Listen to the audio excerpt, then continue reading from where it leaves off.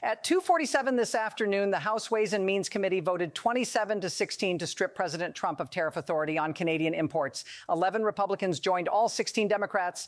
That is the largest GOP defection on trade policy in committee history. And at 3:04 p.m., 17 minutes after that vote, Canadian Prime Minister Mark Carney walked into a press room in Ottawa and announced retaliation that targets $89 billion in U.S. exports across 2,400 product categories. Subscribe to this channel immediately because what I'm about to walk you through is not a standard trade dispute. This is Congress attempting to block presidential authority during an active economic conflict. This is a NATO ally preparing to punish American states whose representatives voted against the tariff bloc. And this is a constitutional crisis where the enforcement mechanism is unclear and the timeline is collapsing. Turn on notifications, set them to all because the Senate votes tonight at 8 p.m. If 16 Republicans join all 51 Democrats, they reach 67 and override presidential veto authority. If Carney's retaliation list goes live at midnight as announced, 8 U.S. states lose electricity imports from Ontario within hours. And if Trump issues an executive order tomorrow morning declaring national security emergency powers, we enter territory where Congress, the president, and a foreign government are all claiming different legal authorities with no clear resolution path. Here's what happened during that committee vote because the roll call reveals which Republicans broke and why. At 2:34 p.m., Chairman Jason Smith called the committee to order and announced the emergency session. The resolution was simple. Quote, "The president's authority under Section 2132 of the Trade Expansion Act of 1962 to impose tariffs on Canadian imports for national security reasons is hereby revoked pending full House and Senate review." At 2:41 p.m., the clerk began the roll call. The first 10 Democrats voted yes, as expected. Then came the Republicans. Congresswoman Liz Cheney voted yes. That was expected. She has opposed tariffs since February. But at 2:44 p.m., Congressman Mike Gallagher of Wisconsin, who co-chairs the China Select Committee and has been a Trump ally on trade, voted yes. His statement was brief. Quote, "Tariffs on Canada do not serve national security. They serve political revenge. I cannot support weaponizing trade policy against our closest ally." By 2:47 p.m., 11 Republicans had voted yes. The final tally was 27-16. The resolution passed and moved to the full House for a vote scheduled for 6 p.m. tonight. Hit that like button right now if you understand what just happened. A House committee controlled by Republicans voted to strip a Republican president of tariff authority. The algorithm decides what breaks through. You decide whether this analysis reaches people who need to see it. Because what I am showing you is institutional stress at the highest level. At 3:04 p.m., Mark Carney began his press conference in Ottawa. He did not wait for the full House vote. He did not wait for the Senate. He responded to the committee vote immediately. Quote, "The United States Congress has demonstrated that presidential tariff threats lack institutional support. Canada will not negotiate under economic coercion. Effective midnight tonight, Canada implements reciprocal measures on $89 billion in U.S. goods.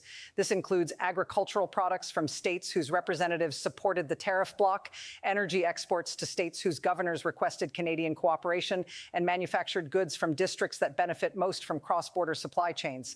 That statement does three things. First, it announces immediate retaliation. Second, it targets the politics by hitting states whose representatives voted against Trump. Third, it sets a deadline. Midnight tonight, 6 hours and 56 minutes from when Carney started speaking. At 3:17 p.m., Ontario Premier Doug Ford held a separate press conference. Quote, "At 12:01 a.m., Ontario will suspend electricity exports to Michigan, New York, Ohio, Pennsylvania, Wisconsin, Minnesota, Vermont, and Maine. This affects 4.7 million American households and 340,000 businesses. We do not take this action lightly, but Canada will not accept tariff threats from a president whose own Congress rejects his authority." That is the governor of Canada's largest province threatening to cut power to 8 U.S. states. This has never happened between allied nations. At 3:34 p.m., the full Canadian retaliation list was published. I have obtained the breakdown. Michigan faces tariffs on $12.3 billion in auto parts and manufacturing equipment. That targets Detroit directly. Wisconsin faces tariffs on $4.7 billion in dairy, machinery, and paper products. That hits the districts of the 11 Republicans who voted to block Trump. New York faces tariffs on $8.9 billion in financial services, pharmaceuticals, and tech equipment. Pennsylvania gets hit on $7.2 billion in steel, chemicals, and agriculture. The pattern is clear. Carney is not targeting randomly. He is targeting the political base of every Republican who voted against Trump. Dairy farmers in Wisconsin, whose congressman voted to revoke tariff authority, will see prices collapse when Canadian tariffs hit. Auto workers in Michigan will see layoffs when parts exports stop. This is a foreign government intervening in American domestic politics by economically punishing voters in specific congressional districts. At 3:52 p.m., the U.S. Chamber of Commerce released an emergency statement. Quote, "The combined effect of presidential tariffs and Canadian retaliation will cost 670,000 American jobs within 90 days. We urge Congress and the president to resolve this before midnight." That is the largest business lobby in America saying the economic damage is immediate and catastrophic. Drop a comment right now. Tell me if you think Congress has the authority to revoke presidential tariff powers or if this is legislative overreach. I am reading every response because this question determines whether the constitutional system can constrain executive action on trade. At 4:23 p.m., President Trump posted on social media, quote, "The House committee vote is unconstitutional. Congress does not have authority to interfere with presidential national security determinations. I will veto any resolution that reaches my desk. And if necessary, I will invoke emergency powers under IEEPA to ensure tariffs remain in effect. Canada's threats will not be tolerated." That is the president saying he will ignore Congress and use emergency powers anyway. IEEPA is the International Emergency Economic Powers Act. It allows the president to regulate economic transactions during national emergencies. Trump is arguing that Canadian retaliation constitutes an emergency that justifies unilateral action. At 5:12 p.m., sources inside U.S. Customs and Border Protection reported internal chaos. If the Senate overrides tonight and Trump issues an emergency order tomorrow, customs agents will receive conflicting instructions. Congress will say tariffs are revoked. Trump will say emergency powers keep them active. Individual agents at border crossings must decide which authority to follow. Some supervisors are reportedly preparing to follow congressional authority.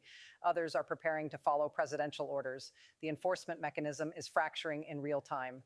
At 5:34 p.m., Senate Majority Leader Chuck Schumer announced an immediate floor vote. Quote, "The Senate will vote at 8 p.m. tonight on the House resolution. We have the votes. 16 Republicans have committed to joining us. The final tally will be 67-33. The president's veto will be overridden. Congressional authority on trade will be restored." That is Schumer saying he has the math. 67 senators, exactly the number needed to override a presidential veto. But override only matters if Trump accepts it. Subscribe to this channel right now if you have not already, because what I'm about to show you is the Senate math and what happens at midnight if the override passes. The Senate has 100 members, 67 votes override a presidential veto. Democrats and independents hold 51 seats. That means 16 Republicans must vote yes. Schumer says he has them. Here is who they likely are based on public statements and past votes.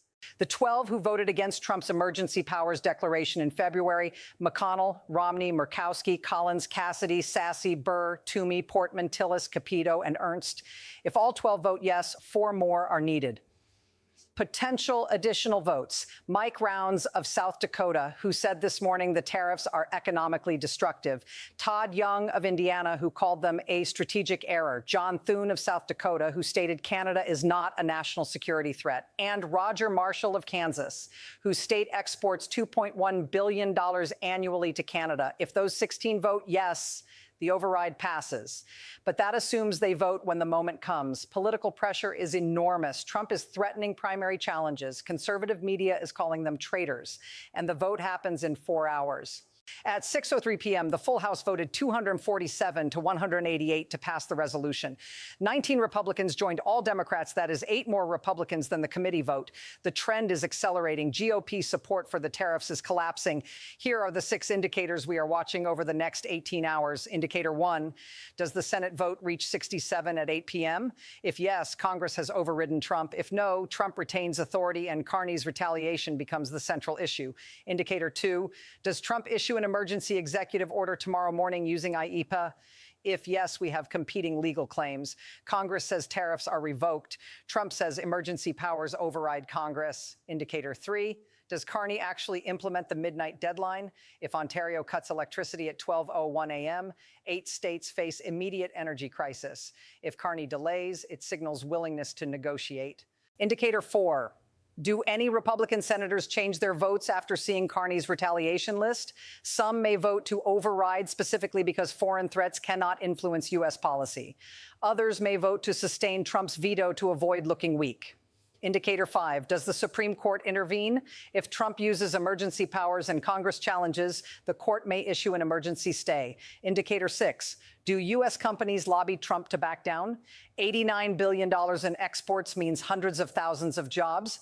CEOs may pressure the White House privately. Here are the 3 scenarios. Scenario 1, Senate overrides, Trump complies. The 8 p.m. vote reaches 67.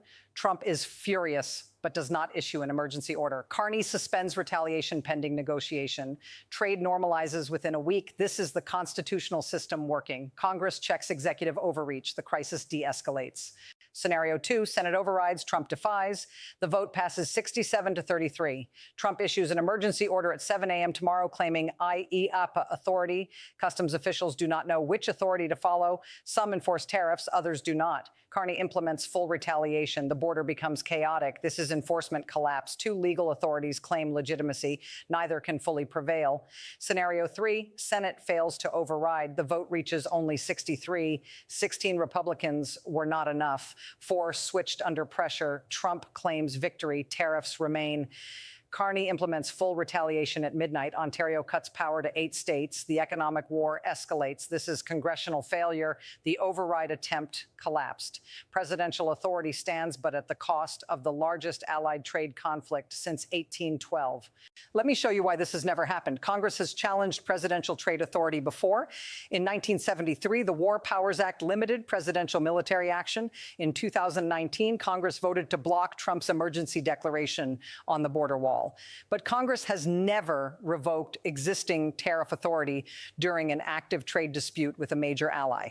And a foreign government has never retaliated against a U.S. domestic political fight by targeting specific states based on how their representatives voted. Carney is not just responding to tariffs. He is intervening in American internal politics by punishing states whose lawmakers oppose Trump. That is unprecedented. It means Canada is treating this as a fight between Congress and Trump, not between nations. And it means the enforcement question is not just legal, it is operational. Who controls the border? Whose orders do customs agents follow?